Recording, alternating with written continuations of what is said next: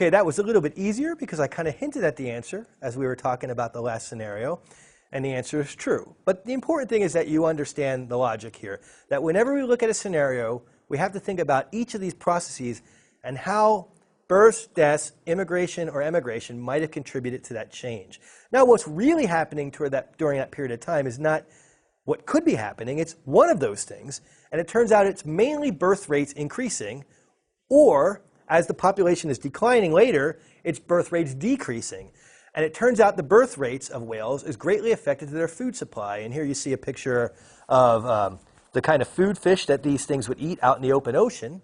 And researchers have found that there's a very tight relationship between, as the number of prey go up in the ocean, the next year there are more births. And as the number of prey go down, the next year there are fewer births. And so by tracking that, you can see that these changes in the population growth were really tracking the food supply, and that there were more births in some years or some period of years, and then fewer births in the other periods in years. And so what's happened is the population is increasing when there's more births than expected and decreasing when there are fewer births than expected.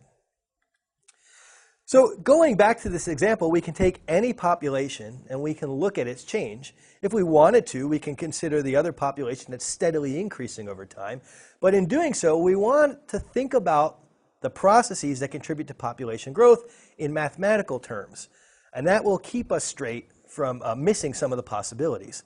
The key point here then is that populations grow when births and immigrants exceed deaths and emigrants.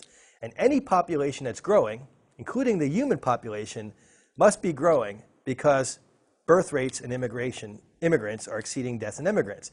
Considering the human population, it's an interesting case. We live on a single planet, and as far as we know, there are no humans that can immigrate from other planets, or no humans that can emigrate to other planets, save a few astronauts that tend to come back.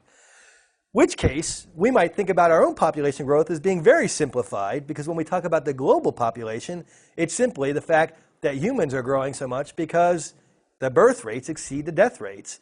And when we grow more, it's because birth rates are increasing or death rates are decreasing.